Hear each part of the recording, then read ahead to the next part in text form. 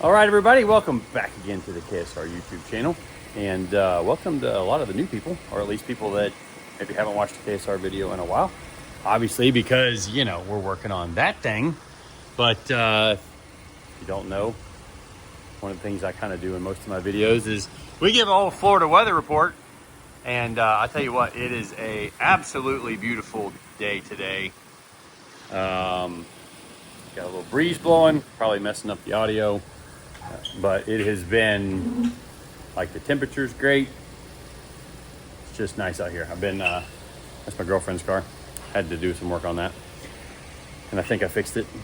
Had a little oil leak at the timing cover, which thankfully Audi or VW, like, made it to where it's that easy to replace. Pretty simple. But anyway, you guys aren't here for all that mess. You're here to see what we're doing to the Blazer today. And today kicks off video one of actually getting some stuff done. So let's get to it.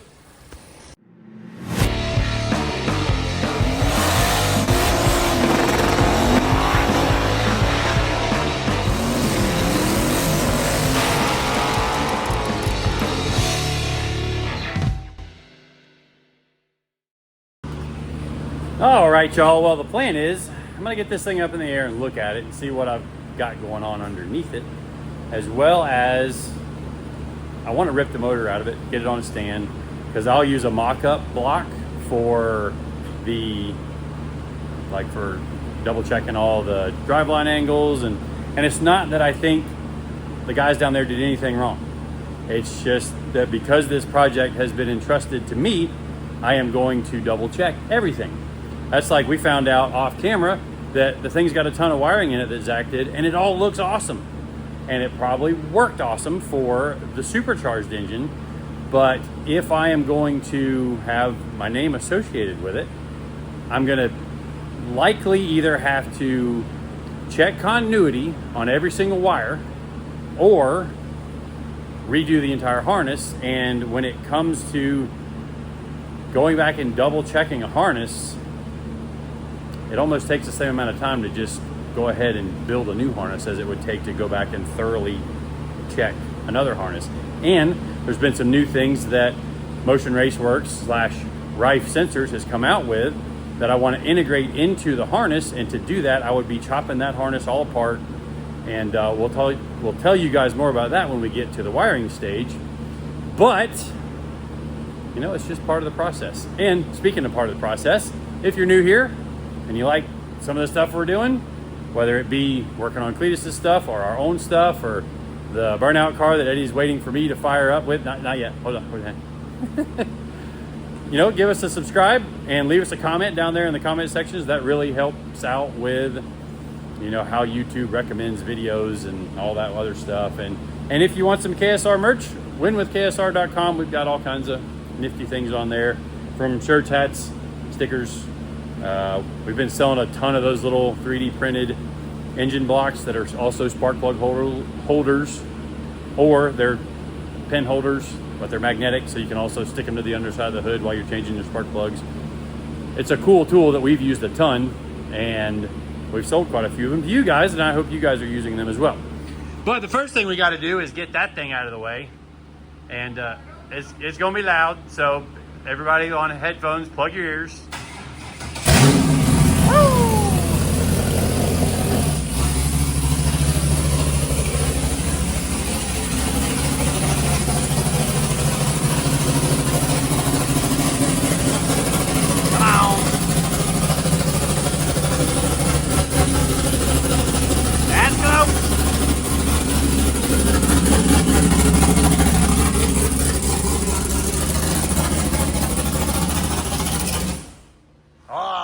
The smell of race gas. So in the future, there's going to be an engine that we are putting together for this car that we will document, because we do some engine assembly and some, I'm going to call it engineering, but I don't have an official engineering tag behind my name.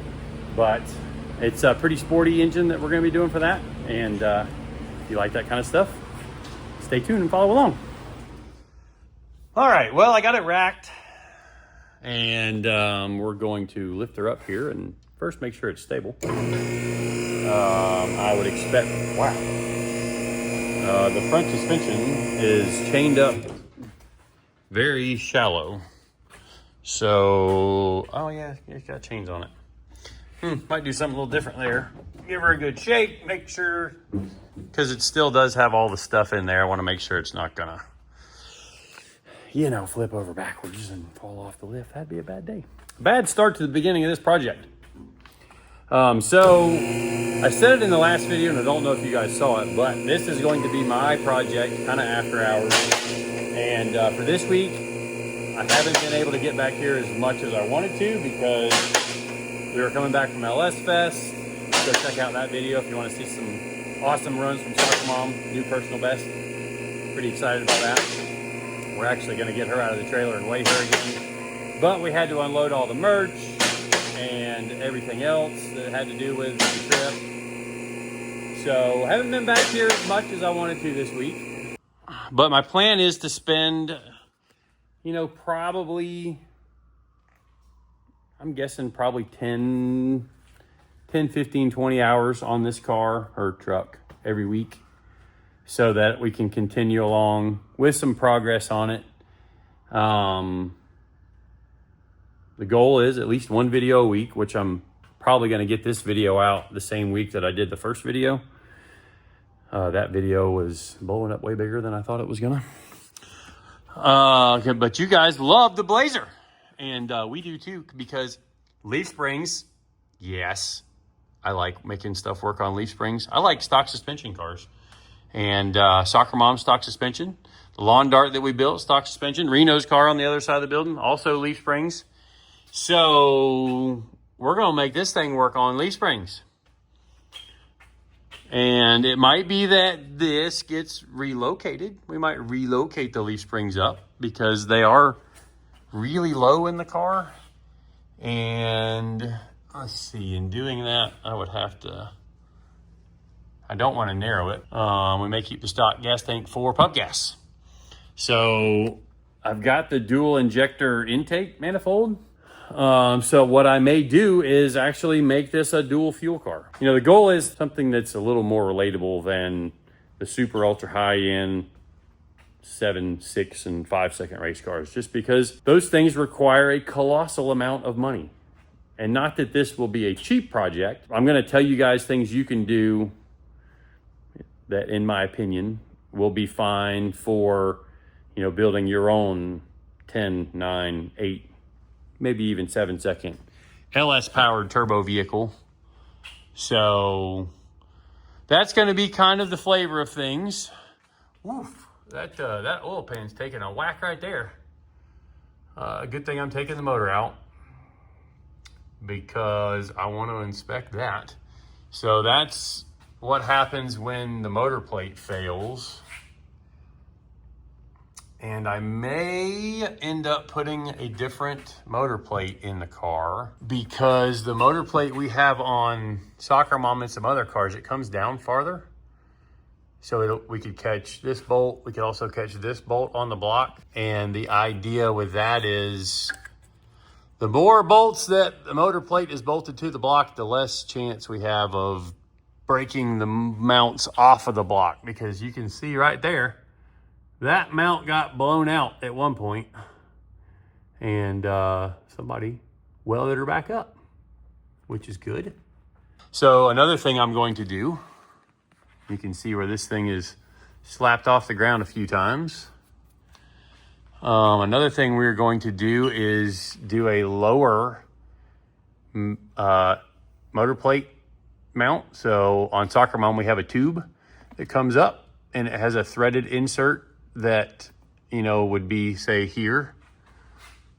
And then a bolt goes through this way to catch the bottom of the motor plate. So I think we're definitely going to do that.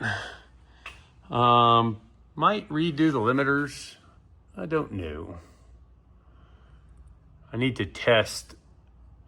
I need to test the bump stop and the TRZ upper arm to see if it will work over different ride heights. And I imagine we'll probably get TRZ's new quick steer arms and probably their billet spindles for this. If you guys didn't know, my boys at TRZ Motorsports, this is all of their front suspension already. But as many companies do, they revise and make improvements to their product, and they have come out with a new steering arm that basically moves the attachment point further in and out. And so it helps with the bump steer as well as the steering radius.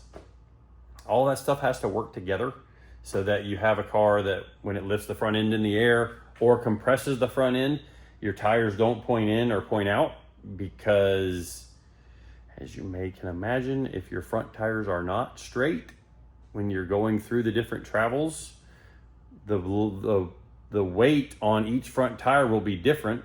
That's why cars pull the left front tire off the ground before they pull the right front tire off the ground.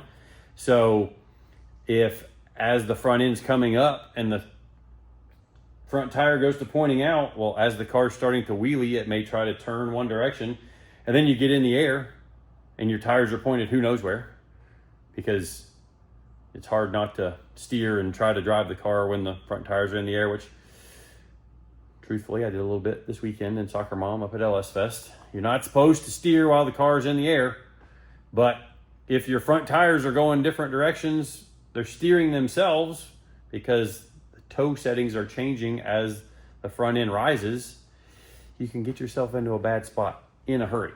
And we'll map all that out at some point. Like, we'll pull the front shock out of it and we'll stroke the front suspension through its travel while having a plate on the front tires, and we will measure how much the toe changes for the bump steer. I think I'm definitely going to get the motor out of this thing and pressure wash it. I don't know about you guys, but I like working on clean stuff. I mean, I've been messing with that earlier this morning because that was supposed to be my dyno tune that I was going to deal with. But it wasn't ready for a dyno tune. I had to fix the IAC, the alternator, the transmission. He told me it was a 4L80. I took his word for it without looking at it. It was a 4L60. It was low on oil. It was low on transmission fluid.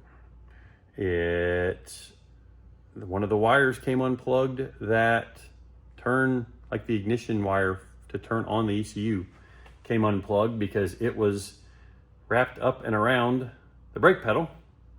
I'm not kidding you guys.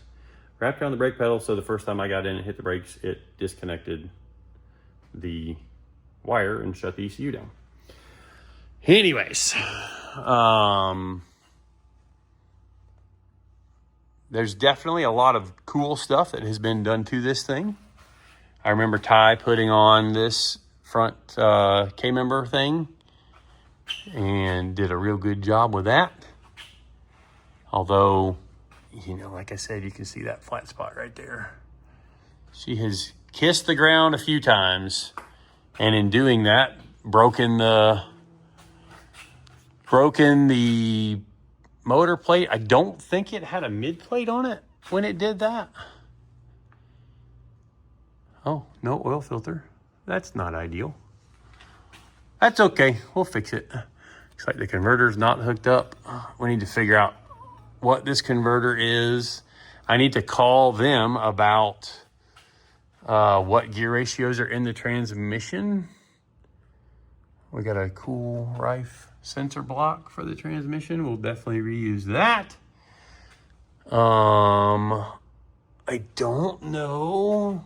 So one of the things I need to find out is whether or not this has a dump valve on it, because like a lot of times with the Turbo 400, the external dump valves, they do a little bit, but they don't do as much as a dedicated internal valve does, because you can dump a lot more pressure to the torque converter. So you can manipulate the stall of the torque converter a lot more. And one thing that we have found out with in campaigning Soccer Mom over many different classes is when you run a low powered class, like for Soccer Mom, that would be the 530 index class. which is basically 850 in the quarter mile. When you run it at low power and you have a converter that's set up for high power, the converter acts way tight, so you get a huge RPM drop on the gear change, and that huge drop, in my opinion, leads to hurting engine parts. I've been guilty of it myself with Soccer Mom, because we had a converter in the car that was set up for trying to run bottom sevens, or at least deep into the 460s with all the heavy stuff on the car. And then we went to run sick week and we had to back it down. Like, for example, at sick week, we basically run 490 to 495 to be able to run a 750 in the quarter mile. Well, to back that down to 530 power takes a decent bit of power out of it. You're talking about dropping 3.5 to 4/10 of a second. And when you do that, you get the converter in an area where the converter is going to act tighter, and it can pull the RPM down more on the shift. And as you guys saw a couple years ago at sick week, I'm sideways at 140 miles an hour, I think it was, when it got the head gasket and blew up the expansion tank from pressurizing the expansion tank. And then this past year again, same story. We didn't learn our lesson, left the same converter in it, didn't make any changes, and then it pushed the head gasket out of it again at Orlando again this year. Orlando has not been very good to me, or Soccer Mom in general. And then, ironically enough, we put a torque converter in the car for 530 index and had planned to run the 860 index at LS Fest. And then along the way, we decided to turn the thing up and run stock block. So then my converter now that is set up for running 530 index, now I say flashes the converter. The RPM, half a second after I let go of the trans brake, is at 8,100. Goes up to 81, shifts at 85, back down to 8,100, runs out the back door at 84.50, somewhere in there. So it's kind of backwards of what we've been doing on sick week. Probably easier on the engine, even though that RPM scares a lot of people. You know, I kind of think RPM in a short stroke engine like a stock stroke LS, which our 5.3 still has the stock stroke crank in it, and then the 388, it's the same story. Anyways, I guess I say all that to tell you guys that I'm going to try and make the entire package work together. And I think that's something we typically do pretty well here. We've had some cars, we're putting them together at the track for sick week, like we did with Reno's car. Ran the whole week, made passes at every racetrack, all good to go. Same thing with mullet. Like, we finished mullet, went right to the track, ran a low 9, a low 8, high 7, and then a couple days later loaded it up, went to Midwest Drags, won Midwest Drags. And I'm definitely not saying that we're the only people that can do that, so don't think that. But we try to think of everything we possibly can to make a successful package. And the majority of the time, we do a pretty good job with it. So anyways, like I said, there's a chance that gets moved. I really would love to put an air-to-air intercooler on this thing so George wouldn't have to worry about bringing ice with him and all that stuff. But there is no space for an air-to-air intercooler right there. No space at all. So we're going to have to probably do the air-to-water intercooler.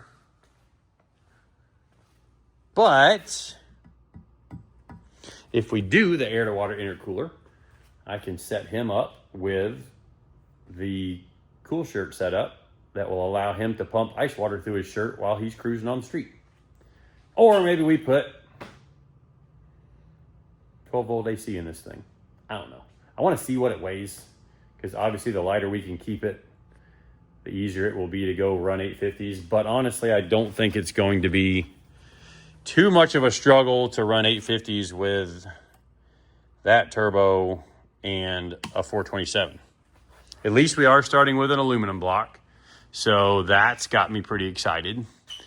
The steering shaft, I'm going to have to do something kind of wild with. This steering rack, some people will say it looks funny under the engine and it's too far back. I don't believe it is. I like that it's behind the front tie rod attachment. When we put the other ones on there, it'll probably be more in line, but there's a lot of times you'll see them way up in front, and then the outer tie rod is way angled in, and it really makes the steering kind of weird. But I think I may have to just get them another oil pan. May just have to do that. And I might show some other trickeries that we do with our LSs sometimes. But this is actually, believe it or not, the first time I have been under this thing. She got a little rust on her. That's normal. We got to take the diff out, put a spool in that, he was telling me. And then when I do that, I'll be able to inspect and see what spline the axles are in here. It's got some Mincer shocks on it. Minsker. I'm not sure how you say that. I know Mark personally. I should know better. Minsker Motorsports. Okay. I may even try to engineer a longer shock onto this thing.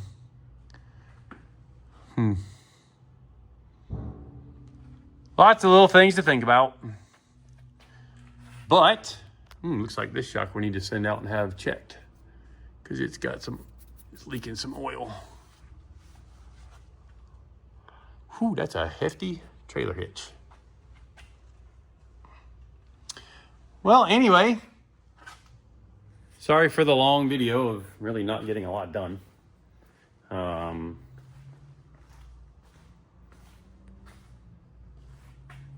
There's going to be some stuff getting done on the thing, I promise. Appreciate everybody watching, subscribing, following along. We're going to build a cool blazer. Hope you come back. See you next time.